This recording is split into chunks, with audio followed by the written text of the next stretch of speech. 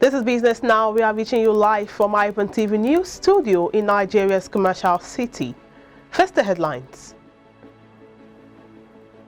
Federal government begins probe of airlines over alleged collusion to fix airfares.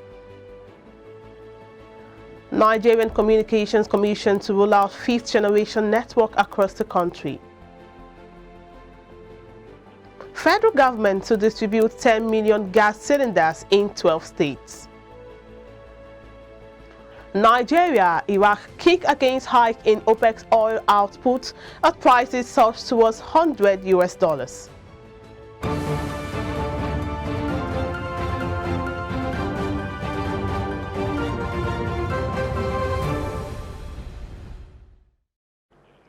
Many thanks for joining us on Business Now. Here are some business stories making headlines at this hour. I am Margaret Opara.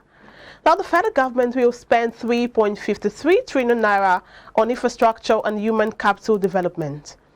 Minister of Budget, Finance and National Planning, Mrs. Zainab Ahmed, made this known in Abuja at the town hall meeting on the achievement of the government in infrastructure development. Ahmed stated that in the year alone, the government planned to spend about 1.42 trillion naira on infrastructure and 2.11 trillion naira on human capital development. The administration, she said, will spend the huge amounts because it wants to prioritize the spend on infrastructure and human capital to boost rapid economic development. Ahmed said there had been significant progress in the implementation of the Appropriation Act, particularly the capital budget. The Lagos State Internal Revenue Service, LIRS, is targeting 550 billion naira revenue to assist the government to transform the state. Director of Personnel Income Tax, LIRS, Ayodele Adebayo, who spoke in Lagos yesterday, noted that there was an increasing population coming into the state, which required investment to expand and upgrade existing infrastructure. According to him, Lagos boasts an increase in population, substantial threat for local infrastructure and government budgets as tax revenue lags behind the boom. He reiterated that Lagos is upgrading infrastructure to keep up with future growth as it sees a huge influence of people movement from neighboring states leading to population increase. Compared with other states, he said there was so much influx to Lagos which made it highly vulnerable, with a rapidly growing population calling for responsible citizenship as well as maintained roads, bridges, and public transit that make commutes smoother, improve both commerce and quality of life. According to him, there are projects spread across states that would help the state maintain its position as an emerging business destination. Away from that, the federal government has commenced investigations into the alleged collusion by domestic airlines to fix airfares on all domestic routes. According to reports on Tuesday, efforts were currently ongoing to unravel reasons for the sudden hike in airfares by all domestic carriers, as the airlines, aside from Green Africa Airways, raised the airfare for a one-hour flight in economy class to as high as 50,000 naira. This indicated a jump of over 60%, considering the fact that airfares for such tickets were between 26,000 naira and 30,000 naira a few weeks ago. Industry observers argue that email and other indications suggested that the airfare hike was an unanimous decision by domestic carriers to engage in price fixing. Now, reacting to the development, Chief Executive Officer of the Federal Competition and Consumer Protection Commission, Babatunde Irukera, said the Commission was aware of the latest concern in the aviation sector. Now, the National Insurance Commission, NAICOM, is partnering FSD Africa to launch Bima Lab, an accelerator program designed to boost the development and adoption of digital solutions for the insurance sector. Bima Lab Nigeria aims to address gaps in the insurance markets by educating, nurturing, and promoting innovators and insurtech startups. The program will borrow from Kenya's Bima Lab, Bilamak 1 and Bilamak II, and global best practices with a focus on local experience to provide Nigeria with the most competitive and attractive startup accelerator programs. The Director of Risk and Resilience, FSD Africa, Kelvin Ms. Sigaham said 10 companies would be selected to participate in the 10-week program that would provide them with the expertise, resources, and support to develop and scale market-ready solutions and bring social and/or commercial value to Nigerians' insurance sector. He noted that across the continent, little knowledge of the insurance industry coupled with low income has affected the rate of insurance penetration in the mass market. Now, the Nigerian Union of Petroleum and Natural Gas Workers and the Petroleum Tanker Drivers Union on Tuesday failed to appear before the National Assembly Joint Committees on Works over the alleged diversion of the 621 billion naira road fund. The leadership of NUPENG and PTD has alleged that the fund allocated for the rehabilitation and reconstruction of federal roads was hijacked by the Federal Ministry of Works and Housing together with some governors. The chairman of the Joint Committee, Senator Adamo Alero, described leaders of NUPENG and PTD as liars and irresponsible, end of quote. Alero asked them to appear before the panel in the next 7 days. He said, quote, "For someone to make this grave allegation and was given the opportunity to defend the allegations and decided not to come is either a liar or irresponsible," end of quote. In the meantime, the President Muhammadu Buhari yesterday at the Gas Exporting Countries Forum GECF Summit in Doha, Qatar, restated Nigerians' interest in investing more in natural gas despite the tight investment climate. Represented at the event by the Minister of State Petroleum Resources, Temipure Silva, Buhari said the required governance, regulatory and fiscal framework to support the growth of the industry are already guaranteed in the country. He listed some of the gas initiatives Nigeria is currently embarking upon to include the National Gas Expansion Program (NGEP), designed to provide framework and policy support to extend gas supply and utilization in power generation, gas-based industries, and in emerging niche gas sectors such as gas transportation (LPG) for cooking and remote virtual gas supply trucks to convey LNG and CNG to industries. And more stories, the federal government has announced plans to distribute 10 million gas cylinders in 12 states, including the Federal Capital Territory, in order to tackle deforestation and climate change in the country. The Senior Special Assistant to President Muhammadu Buhari on Domestic Gas, Dayo Adeshina, disclosed this yesterday at a one-day subnational LPG sensitization and awareness campaign in Katsina State. He explained that marketers whose facilities meet the required standards would be responsible for the distribution of the cylinders across the 12 pilot states of Katsina, Lagos, Ogun, Bauchi, Gombe, Sokoto, FCT, Niger, Ebonyi, Enugu, Delta, and Bayelsa in the next 1 year. According to him, in these 12 states, we are going to inject 10 million gas cylinders in the next 1 year. This is very important because today everybody owns a gas cylinder and this is a big safety hazard to everybody, end of quote.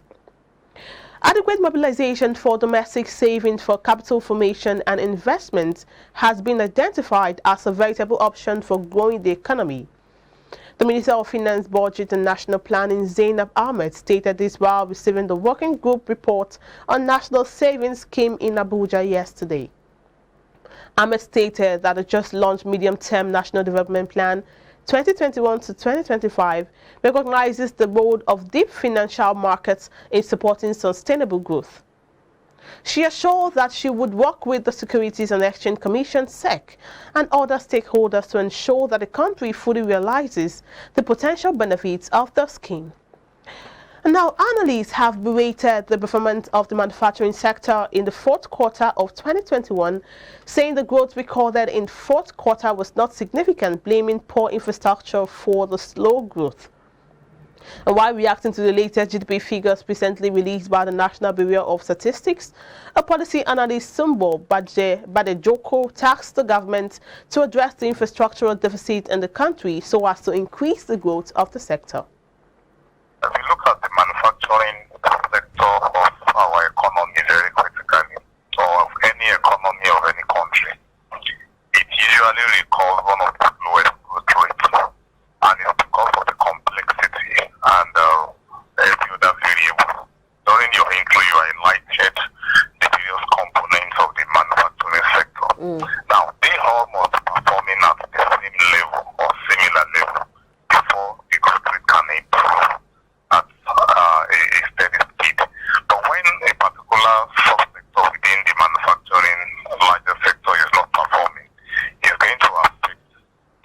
average growth rate of the manufacturing sector.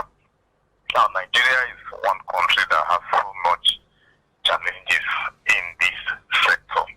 There are so many things that have to be in place.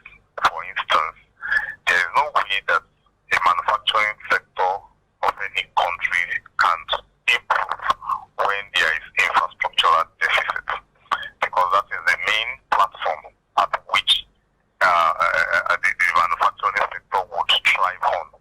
Now, we have huge infrastructural deficit.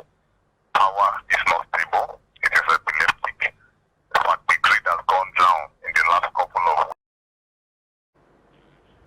The Executive Vice Chairman and Chief Executive Officer of the Nigerian Communications Commission, Umar Dambata, says that the rollout of the fifth generation network across the country will require more infrastructure.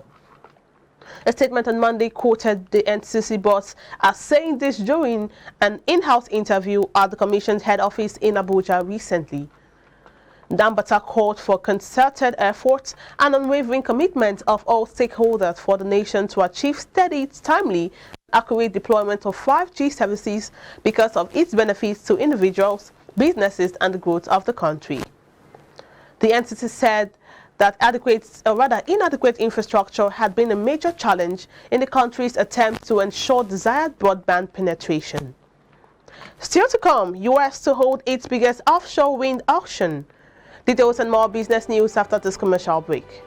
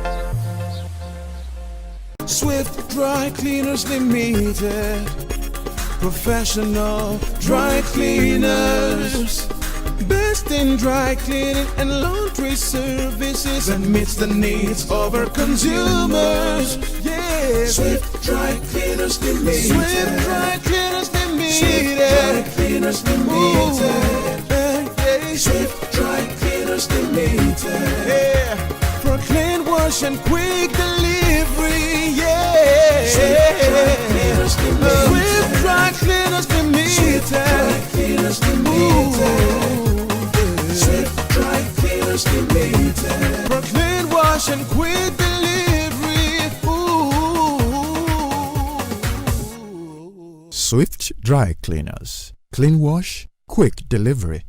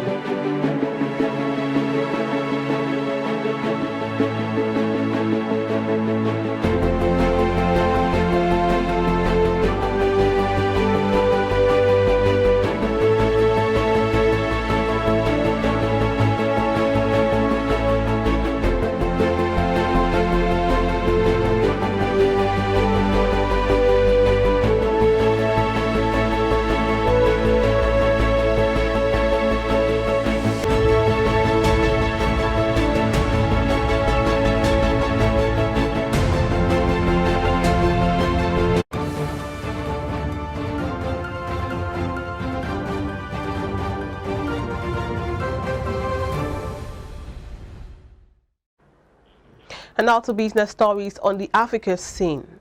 The International Monetary Fund's Kristalina Georgieva has noted that for an inclusive and sustainable growth in Africa, the IMF would accelerate its special drawing rights SDR allocation with more funding to the African continent. She said this at the EU and AU Summit Roundtable on financing for sustainable and inclusive growth recently. She noted that with 33 billion US dollars for African countries out of the 650 billion US dollars global allocation tilts the scale further from an inclusive growth for Africa. She added that they have about 60 billion US dollars in pledges from the G20 members, and they urge more developed countries to pledge more. Ethiopia on Tuesday announced plans to ease restrictions on foreign banks making investments in the country, opening the door for Kenyan lenders to set up operations in the populous nation. Ethiopian Prime Minister Abiy Ahmed said the country would open up its banking industry to foreign competition as soon as Parliament passes policies permitting it.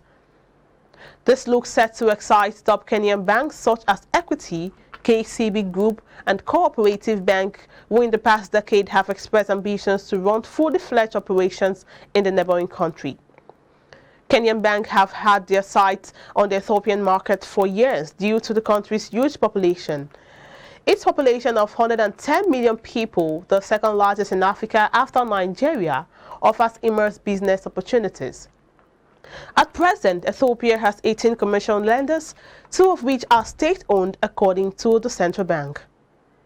And on the foreign scene, the United States will hold its biggest ever scale of offshore wind development rights on Wednesday in an area covering nearly 500,000 acres after the coast of New York and New Jersey. It will be the first offshore wind lease scale under the administration of President Joe Biden, who has made expansion of offshore wind a cornerstone of his strategy to address global warming and decarbonize the U.S. electricity grid by 2035. The auction scale marks a major step forward for offshore wind power in the United States, which has lagged European nations in developing the technology. Currently, the United States has just 2 small offshore wind facilities off the coast of Rhode Island and Virginia, along with 2 additional commercial-scale projects recently approved for development. And world stocks broke a 4-day slide on Wednesday, and demand for safe haven ascent waned, with investors waiting to see Russian President Vladimir Putin's next move after he sent troops into separatist regions of Ukraine. After chalking up 3.6% fall since last Friday, the MSCI World Index, a leading gauge of equity markets globally, extended gains to trade 0.3% higher in Europe, helped by broad gains across regional bourses. The FTSE 100 was up to 0.7%, and the Pan-European Stock Europe 600 index rose 1.1%, bolstered by strong company earnings, including from automaker Stellantis. S&P 500 stock futures pointed to a 1% higher open, rebounding after officially entering correction territory in the prior season. Still on the foreign scene, oil prices are down at the start of the London session today, in what many are calling to profit-taking as becoming clear the first wave of the US and European sanctions on Russia for sending troops into eastern Ukraine would not disrupt oil supplies. Also weighing in on the prices of both benchmark is the possibility of Iranian oil coming back into the market. The global benchmark, the Brent crude, is down 0.31%, currently trading at $93.56 US dollar a barrel, after soaring as high at $99.50 US dollar a barrel on Tuesday, the highest since September 2014, nearly hitting the $100 US dollars barrel per mark, which many analysts and big banks have been forecasting. The United States benchmark, the West Texas Intermediate crude futures, is also down 0.17%, currently trading at $91.75 US dollar a barrel after hitting the high of $96 US dollar a barrel on Tuesday. We're going to commercial break right now, and we'll return to take more news update from Perpetua. I am Margaret Opara.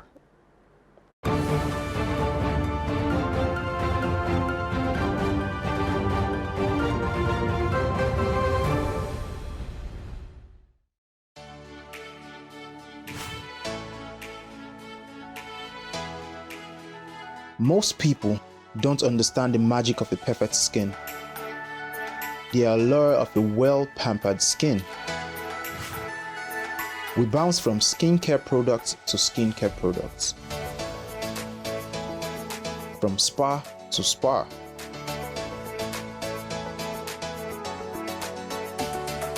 Looking for that ideal solution.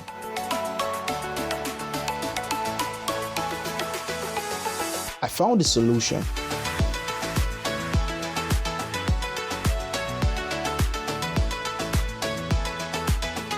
And it's Blemiville Skincare and Spa.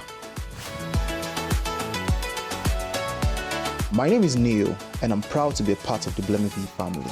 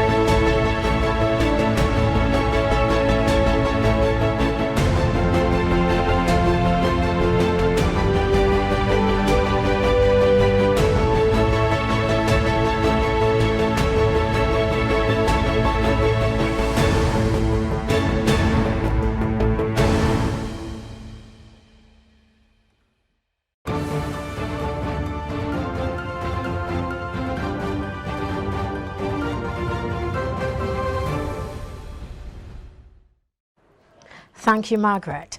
President Muhammadu Buhari has sworn in 6 new national commissioners for the Independent National Electoral Commission, INEC. The INEC national commissioners are Mohammed Haruna from Niger State, Mary Agbamuchembo from Delta State, and Ukebu Namde from Abia State. Others include Major General A.B. Alkali, retired from Adamawa State, Professor Rhoda Gumus from Bayelsa State, and Mr. Sam Olumekun from Ondo State. The president swore in the national commissioners on Wednesday while presiding over the Federal Executive Council meeting at the State House in Abuja. Physically in attendance were the Vice President, Professor Yemi Osinbajo, Secretary to the Government of the Federation, Boss Mustafa, and Chief of Staff to the President, Professor Ibrahim Gambari, President of the Senate, Ahmed Lawan, Speaker of the House of Representatives, Femi Gbajabiamila, the National Security Advisor, Major General Babagana Monguno, retired, and several ministers were also present. INEC Chairman Professor Mahmoud Yakubu led the Electoral Umpires National Commissioners to the ASUU Villa for the inauguration ceremony. There are strong indications that the President, Muhammadu Buhari, will sign the Electoral Act Amendment Bill on Friday. Sources in the presidency said the President had been briefed on the amendments and should sign latest Friday if nothing else comes up. Also, the Special Advisor to the President on Media and Publicity, Femi Adesina, had earlier confirmed that the President could sign the bill on Thursday or Friday. On January 31, 2022, the National Assembly transmitted the reworked amendment bill to the President for assent. Buhari consequently forwarded it to the Minister of Justice and Attorney General of the Federation, Abubakar Malami, Certificate of Nigeria, for legal advice. By law, the President is expected to respond to the National Assembly's proposal not more than 30 days after receiving it. The President has in the last 5 years rejected electoral amendment bills 5 times. The INEC Chairman, Professor Mahmoud Yakubu, had said last month that the new law was needed to enable the Commission release the timetable and schedule of activities for the 2023 general election. The House of Representatives has tasked the federal government to immediately fulfill its obligations to Academic Staff Union of Universities, ASUU, by honoring the previous agreement signed by both parties with a view to ending the ongoing nationwide strike. It urged Federal Ministry of Labour and Employment and ASUU to adhere to the clauses and provisions of the previous Memorandum of Understanding and the Memorandum of Action in the interest of Nigerian students and education sector in Nigeria and call off the warning strike. These resolutions were sequel to the adoption of a motion on the urgent need to address the frequent strike actions by ASUU, sponsored by Honorable Dozie Nwankwo at plenary yesterday.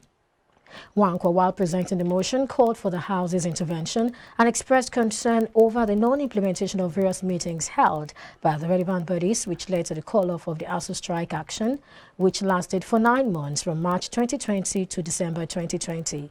Consequently, the House mandated the Joint Committees on Labour, Employment and Productivity and Tertiary Education and Services to interface with the Ministries of Labour and Employment and Education, civil society organizations, Nigeria Interreligious Council, NIREC, and ASUU to address the outstanding issues that are precipitating the current warning strike by members of ASUU. The leadership of the Academic Staff Union of Universities, ASUU, has said it will not shift ground until its demands are met by the federal government. ASUU President Professor Emmanuel Oshodeke said only the federal government can end the 1-month strike the union declared on February 14, 2022. But Labour and Employment Minister Chris Ngige said the federal government would do everything possible to resolve the issues the union raised. He assured the nation that the strike would soon be called off. At a resumed discussion with the leadership of ASUU yesterday, Ngige said he was taken aback by the renewed strike. The minister said the government was surprised that ASUU negated the assurances it gave through the Nigerian Interreligious Council, led by the Sultan of Sokoto Alhaji Saad Abubakar and the chairman of the Christian Association of Nigeria, CAN, Reverend Shukbo Ayokunle. Oshodeke blamed the federal government for the current strike, alleging that apart from not implementing the 2020 Memorandum of Agreement, the government also failed to convene the regular implementation monitoring meeting, as agreed by both sides. The National Drug Law Enforcement Agency, NDLEA, has disclosed that it intercepted over 3,000 kilograms of different types of drugs at the Murtala Mohammed International Airport, Lagos, in 2021. Just as it also disclosed that last week alone, the agency intercepted 460 kilograms of tramadol at the same airport. This was made known by the Commandant, NDLEA Murtala Mohammed International Airport Commandant, Mr. Usman Ali, when the UK Minister for Africa, Vicky Ford, visited and inspected facilities at the command yesterday. Ali said that the NDLEA has received tremendous support from the UK in different areas, including training, provision of equipment and other forms of collaboration. Fielding questions from newsmen, Ford said the UK and the Nigerian Joint Task Force are collaborating to tackle drugs and human trafficking and expressed satisfaction with the facilities and commitment of personnel at the command. A fire outbreak has gutted part of a building at the Federal Ministry of Finance located in the Central Business District, Abuja. Black smoke was seen billowing from a part of the building following the fire outbreak on Wednesday morning. The spokesperson of the Ministry of Finance, Olajide Oshundun, disclosed the fire started early morning around 6:50 a.m., adding that some staff of the ministry noticed smoke emanating from the room that houses the battery for an inverter.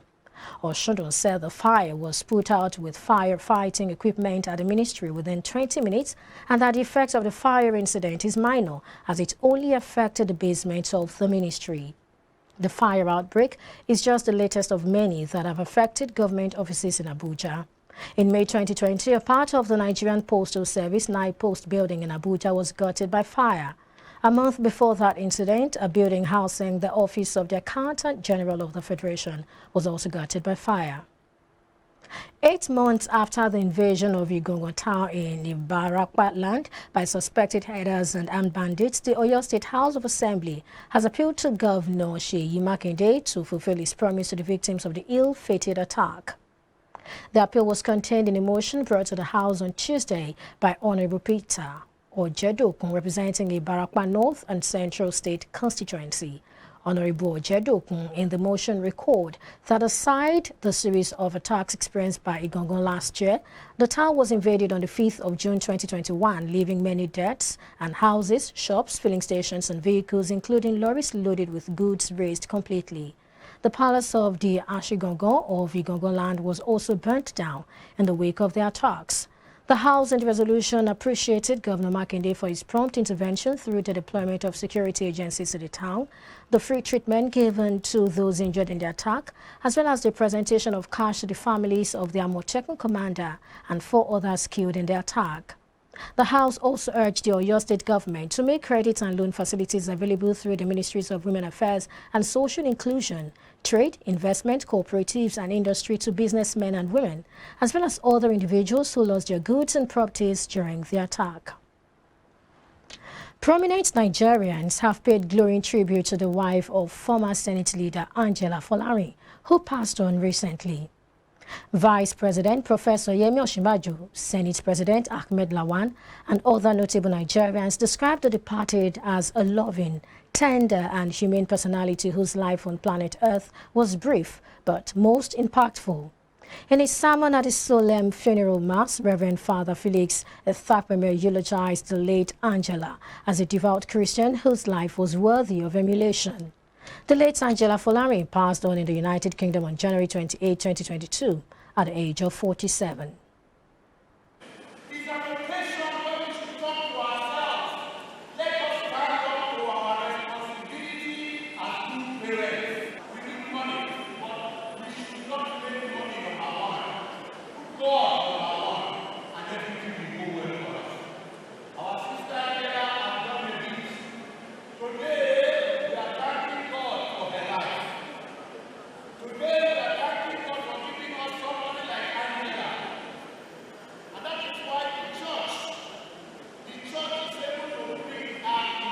Angela is a wonderful woman. She's like a mother to us, particularly all of us that are with Senator Teslim Folari. She always takes us like a children, like a friend, discuss with us, talk to us. She's a supportive wife that every other politician in this world will ever pray for. You're watching iBrand News. More stories after this commercial break. Stay with us.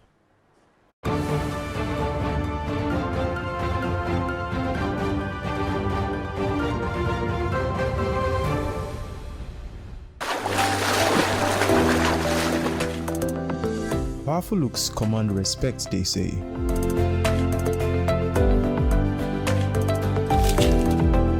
The perfect body,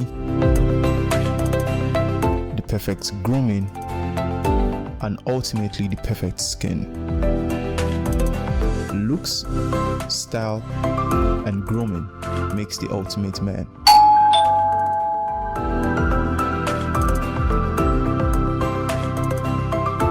found a ridiculously easy way to make my skin always feel epic.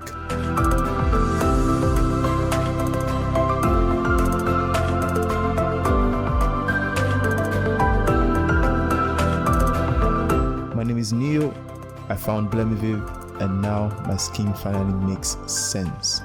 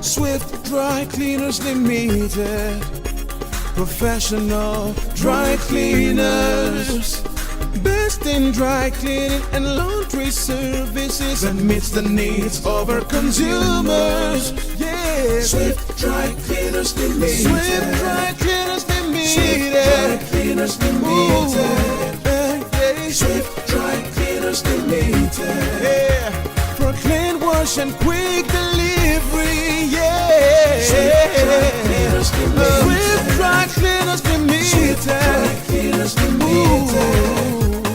Swift Dry Cleaners Limited. For clean wash and quick delivery. Ooh. Swift Dry Cleaners. Clean wash, quick delivery.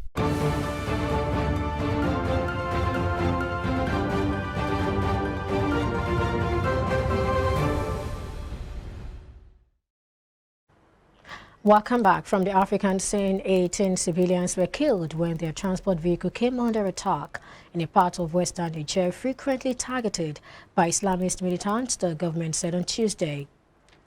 Interior Minister Al-Kassoum Indatu attributed the attack in the Tilaberi region near the border with Mali to armed bandits aboard several motorcycles who have not yet been identified. He said in a statement that 13 of the victims were from the village of Foniganda and 5 from the village of Tizagoro. Local officials have blamed a series of massacres of civilians since last year on Islamic State's affiliate in West Africa, which along the Al-Qaeda-linked militants has been responsible for spiraling violence across the Sahelian countries of Niger, Mali and Burkina Faso. Winds of up to 135 kilometers per hour battered Madagascar early on Wednesday as Cyclone Emnati made landfall, becoming the 4th major storm to hit the Indian Ocean island in a month. Emnati struck on the southeastern side of the island, where another cyclone, Batsirai, killed scores of people just under 3 weeks ago. More than 30,000 people were evacuated ahead of Emnati's path as a precaution, the government's Office for Risk and Disaster Management said late on Tuesday. But it was later on Wednesday reclassified as a tropical storm as its speed slowed to 100 km per hour and there were no early reports of casualties or damage. Emnati was expected to exit into the ocean by Wednesday evening, the Meteorological Department said. The island is still recovering from the effects of Cyclone Batsirai, which hit on February 5th, killing at least 124 people, damaging or destroying the homes of 124,000 and displacing around 30,000. Last week's storm Dumako killed at least 14 and displaced more than 4,300, the island's disaster relief agency said. Claire Nulis, a spokeswoman at the World Meteorological Organization, said it was rare to have groups of cyclones in the same area in close succession.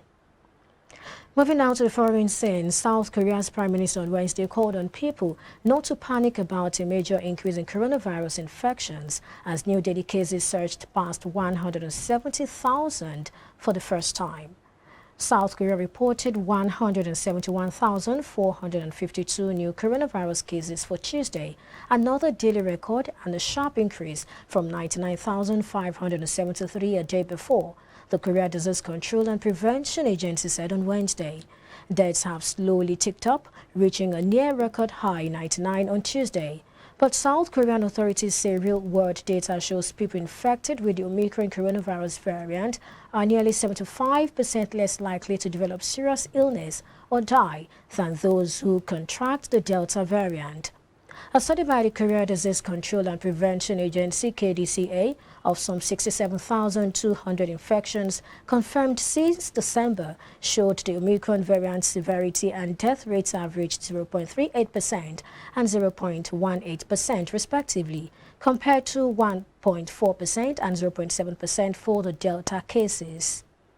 Around 56% of 1,073 people who died over a 5-week period were either unvaccinated or had received only one dose, the study showed, with people aged 60 or older accounting for 94% of deaths.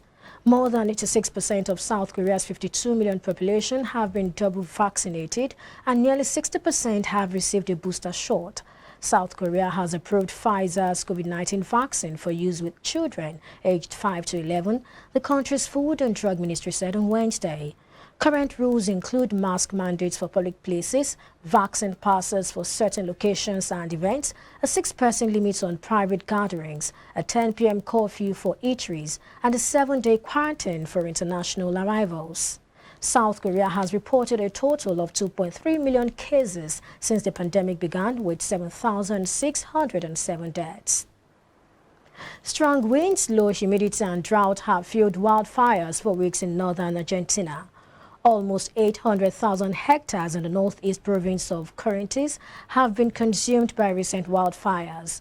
Wildfires in Argentina's north have continued to spread through the province of Corrientes, where officials said fires had devastated at least 9% of its territory. The mainly rural province of farms, ranches and forests normally is characterized by abundant rain. The flames are consuming about 30,000 hectares a day in Corrientes, destroying almost 800,000 hectares so far, according to the latest official reports. Strong winds, low humidity and dryness from drought have helped the fire spread since mid-January. And coming up after now is entertainment business.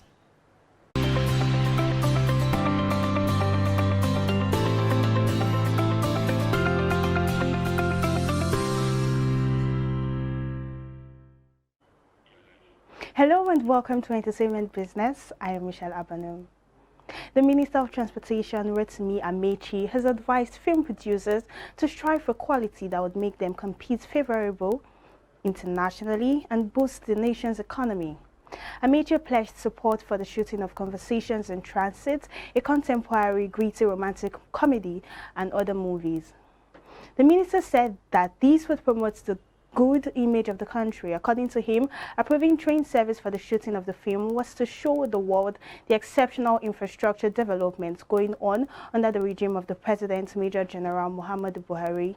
He said, "We have to do this because what the President is doing in infrastructure should be shown to the world."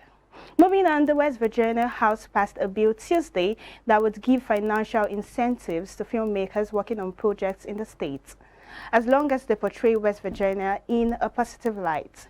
Using the proposed tax credit, filmmakers could recoup up to 27% of spending on movies, television shows, and music videos in West Virginia that cost at least $50,000 to make.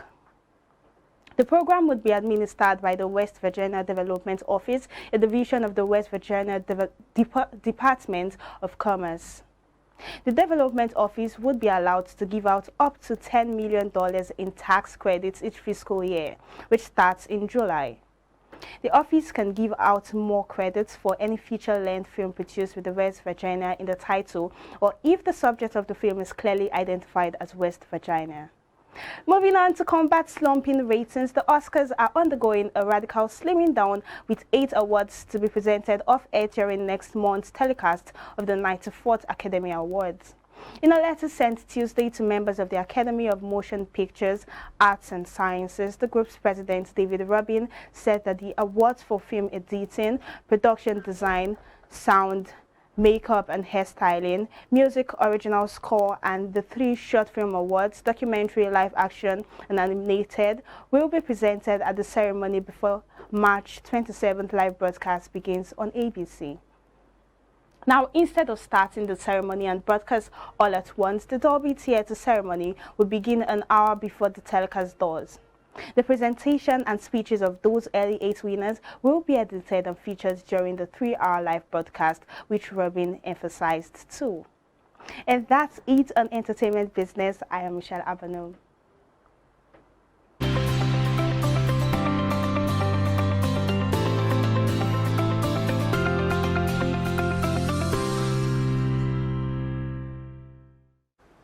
Thank you, Michelle. We now join Samson for Sports Business.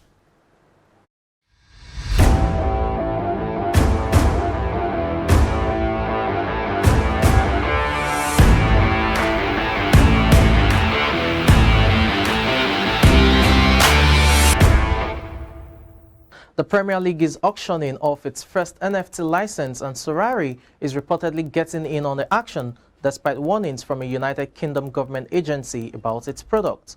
The blockchain-based football game company is one of 4 companies in the running for a deal to produce digital collectibles for the league. Bids for the NFT license reportedly range from $299 million to $589.8 million over 4 years. Sorari offers an Ethereum-based game in which users may buy, sell, and trade digital football player cards and win prizes when their team performs well. The Premier League's international media deals total $7.2 billion for the 2022-2025 cycle, beating its domestic returns of $6.9 billion for the first time.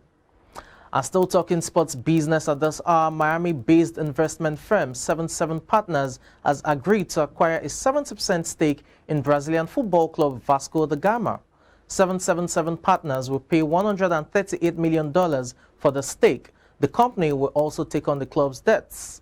The team is now valued at $336 million and is expected to help Vasco da Gama regain its leading role in Brazilian and international football. There will be a confirmation period over the next 90 days before the deal is finalized. For 77 Partners, the move is just the latest in a foray into global football. In September of 2021, the firm bought full ownership of Genoa Football Club in the Italian Serie A for $175 million, while it also has significant stake in Sevilla Football Club in the Spanish La Liga. And finally, on sports business at this hour, Meta, Facebook's parent company, has invested $40 million in Tokyo-based mobile gaming company Playco. The investment allows Playco to expand its user base and adds to Meta's new product experiences division. Playco is aiming to build a game that more than 1 billion people can play. In September 2020, Playco completed a $100 million Series A funding round, valuing the company at more than $1 billion. The round was led by Sequoia Capital and venture capitalist Josh Buckley. Meta generated $33.7 billion in revenue in the fourth quarter of 2021, a 20% increase compared to the same period in 2020. The company's Reality Labs segment, which includes its VR and AR products, posted $877 million in revenue in the fourth quarter, which is the best quarterly revenue in fiscal year 2021. Despite the results, the segment reported an operating loss of $3.3 billion during the quarter. And that's it on Sports Business. I'm Samson Oloide.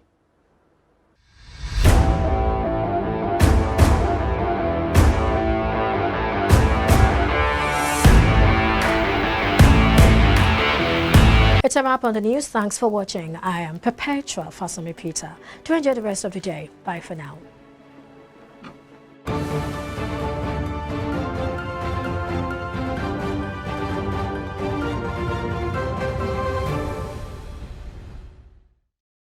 Swift Dry Cleaners Limited. Professional dry cleaners.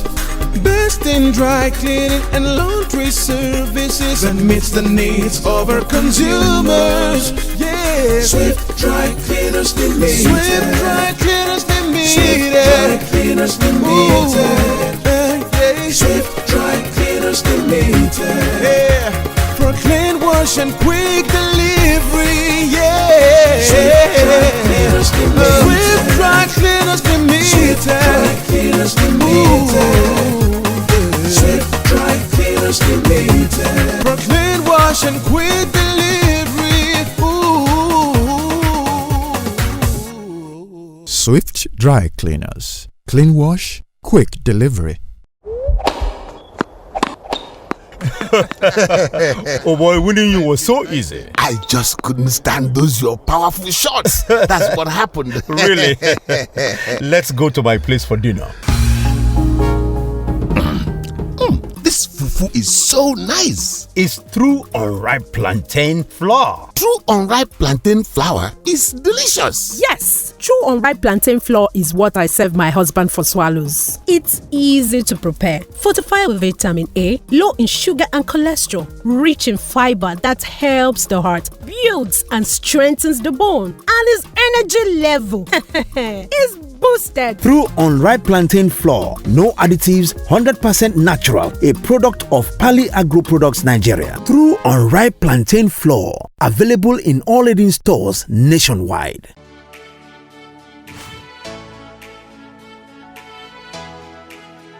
Most people don't understand the magic of a perfect skin, the allure of a well-pampered skin. We bounce from skincare products to skincare products, from spa to spa.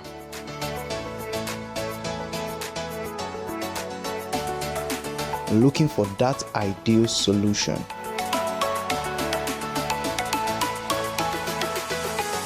I found the solution.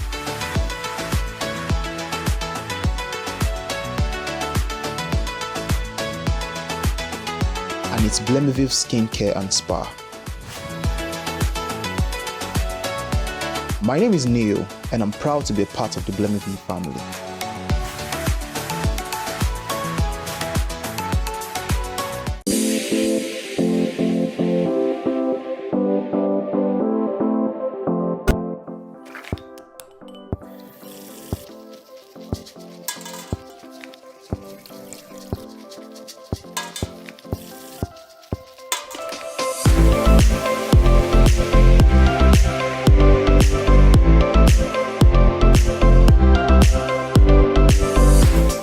Mama, you're coming to Lagos. Banga. Baby, Mama just called me now. She's coming to see you. She asked me to tell you to make banga soup for her. And she's close to the house. Oh. How do you expect me to prepare banga in just few minutes? I have a solution for you. Really? Mm-hmm.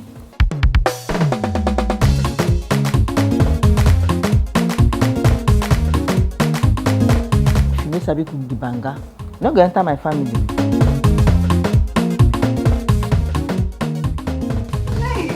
Pali banga is used in making other exotic dishes such as banga jollof rice, banga eforiro, banga asaro or yam porridge, banga egusi, and many more. Pali banga is easy to open, no preservatives, no cholesterol, and no coloring. Approved by NAFDAC. Manufactured by Pali Agro Products Limited. Available in all leading stores and supermarkets nationwide. Pali banga, natural palm fruit extracts for tasty African cuisine. True unripe plantain flour is 100% natural flour gotten from the processing of unripe plantain. It contains no addictive and has a net content of 500 grams. True unripe plantain flour contains vitamin A, B6 and C. It is gluten-free and rich in calcium. Consuming True unripe plantain flour helps to build and strengthen stronger bones and can be a great meal for diabetic patients. It decreases your chances of constipation as it has a high fiber content and provides you with a low-fat diet. Here are some steps to prepare your True unripe plantain flour.